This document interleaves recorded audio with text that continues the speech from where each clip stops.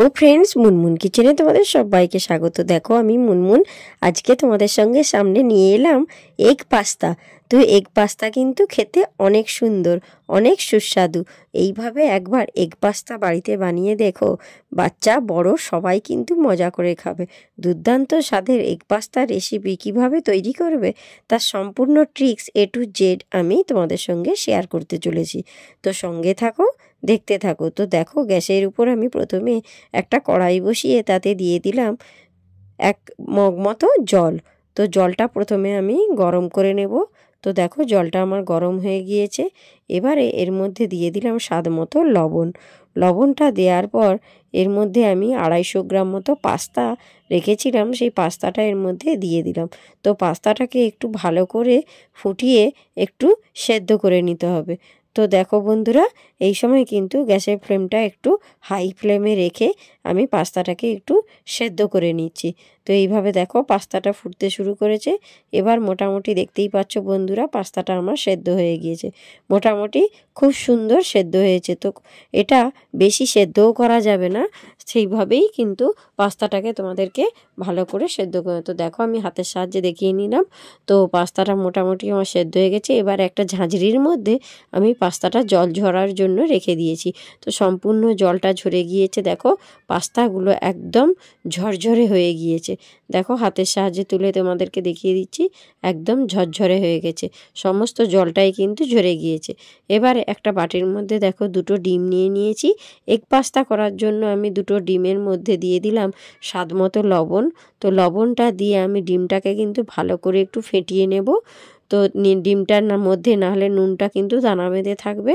তো egg pasta recipe কার কার ভালো লাগে একটু লাইক কমেন্ট করে দিও, এবং আমার চ্যানেলে নতুন হলে সাবস্ক্রাইব করে আমার চ্যানেলের পাশে থেকো। তো দেখো এবার ডিমটা ফেটানো হয়ে গেছে। গ্যাসের উপর একটা কড়াই বসে তার মধ্যে দিয়ে দিলাম সাদা তেল। তো তেলটা একটু ভালো করে গরম হয়ে গেলে এর মধ্যে দিয়ে দেব ফেটানো ডিমটা। এবার এই ডিমটাকে একটু ভালো করে ভুজিয়ার মতো করে আমি টুকরো টুকরো করে ভেজে নেব। যেহেতু এগ পাস্তা, তাহলে আমাকে ডিমটাকে কিন্তু আগে ভালো করে ছোট ছোট করে ভুজিয়ার মতো করে ভেজে নিতে হবে। এই সময় কিন্তু গ্যাসের ফ্লেমটা লো ফ্লেমে রেখে দেখো ডিমগুলোকে আমি ছোট ছোট করে ভুজিয়ার মতো করে সুন্দর করে ভেজে নিচ্ছি। লো ফ্লেমে রেখেই করতে হবে, তাহলে দেখবে ভুজিয়াগুলো খুব সুন্দর ভাজা হবে। তো এবার দেখো ডিমটা মোটামুটি যখন আমার ভাজা হয়ে যাবে, তখন কিন্তু এবার আমি এটাকে তুলে একটা সাইডে তুলে পাত্রের মধ্যে রেখে দেব। তো দেখো বন্ধুরা, ডিমটা আমার মোটামুটি ভাজা হয়ে গিয়েছে। এবার আমি দেখো সবগুলোই তুলে একটা পাত্রের মধ্যে রেখে দিচ্ছি। এবারে দেখো গ্যাসের ওপর কড়াই বসিয়ে দিয়েছি। এর মধ্যে দিয়ে দিলাম সাদা তেল। তো তেলটা একটু ভালো করে কিন্তু প্রথমে গরম করে নিতে হবে। তো তার বন্ধুরা, তো দেখো মোটামুটি তেলটা আমার গরম হয়ে এসেছে। এবারে এর মধ্যে আমি দিয়ে দেব কোচানো পেঁয়াজ। যে পেঁয়াজটা আমি কুচিয়ে রেখেছিলাম, পেঁয়াজ কুচোটাকে আগে কিন্তু ভালো করে একটু ভেজে নিতে হবে, তাহলে দেখবে পেঁয়াজের একটা মিষ্টি গন্ধ আসে। তো খেতেও কিন্তু খুব ভালো হবে। তো পেঁয়াজটা ভাজার পর এর মধ্যে দিয়ে দেব কোচানো বিনস কুচোগুলোকে দিয়েও কিন্তু ভালো করে একটু নেড়ে চেড়ে বিনসটাকে ভেজে নিতে হবে। এই পর্যায়ে কিন্তু গ্যাসের ফ্লেমটা লো ফ্লেমে রেখেই কিন্তু ভাজতে হবে, তাহলে সবজিগুলো দেখবে খুব ভালো করে ভাজা হবে। তারপরে এর মধ্যে দিয়ে দিলাম কুচানো গাজর। এবার গাজর কুচোটাকে দিয়েও কিন্তু আর একটু নেড়ে চেড়ে ভালো করে ভেজে নিচ্ছি। সবজিগুলো কিন্তু যত ভালো হবে, এগ পাস্তাটা কিন্তু ভালো করে ভাজা হলে এগ পাস্তাটাও খেতে কিন্তু খুব ভালো হবে। তো দেখো আমার গাজরগুলোও ভালো করে ভাজা হয়ে গিয়েছে। এবারে এর মধ্যে দিয়ে দিলাম কিছু ক্যাপসিকাম কুচো। তো ক্যাপসিকামটাকেও কিন্তু ভালো করে ভেজে নিতে হবে। লো ফ্লেমে রেখে কিন্তু আমি সবজিগুলোকে ভেজে নিচ্ছি। এবারে নেড়ে চেড়ে দেখো আমার গাজর, ক্যাপসিকাম আর পেঁয়াজ আর বিনসটা কিন্তু ভালোই সুন্দর ভাজা হয়ে গিয়েছে। এর মধ্যে আমি দিয়ে দিলাম মটরশুঁটি। তো মটরশুঁটিটা দিলে দেখবে পাস্তাটা কিন্তু খুব সুন্দর লাগে।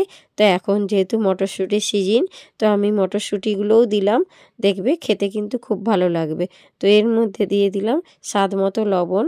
লবণটা দিয়ে ভালো করে নেড়ে চেড়ে আর একটু ভেজে নিব, তাহলে সবজিগুলোর মধ্যে লবণটাও প্রবেশ করবে এবং সবজিটা খুব সুন্দর ভাজাও হবে।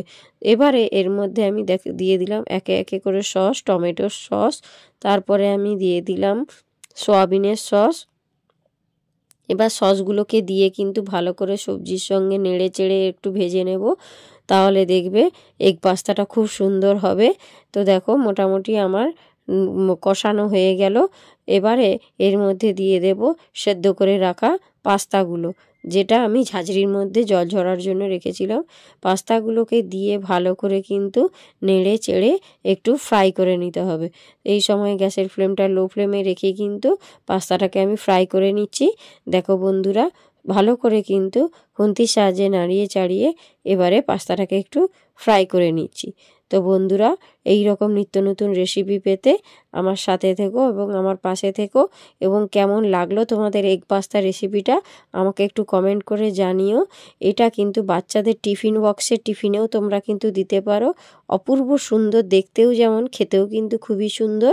এবারে এর মধ্যে আমি দিয়ে দেব যে ডিমগুলো আমি ভুজিয়ার করে ভেজে রেখেছিলাম, সেই ডিমগুলোও দিয়ে দিলাম। তো ডিমগুলোকে দিয়ে আরও 2-3 মিনিট মতো ফ্রাই করে নেব, তারপর কিন্তু আমার এগ পাস্তাটা একদম রেডি হয়ে যাবে।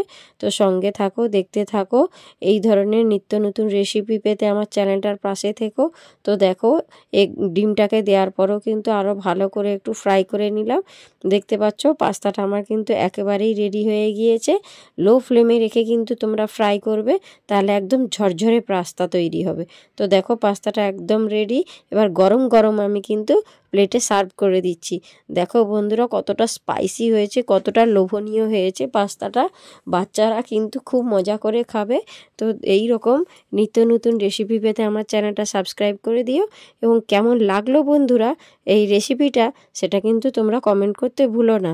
তো মুনমুন কিচেনের তরফ থেকে আজকের মতো টাটা, বাই বাই। দেখা হচ্ছে কাল ঠিক নেক্সট রেসিপির সাথে।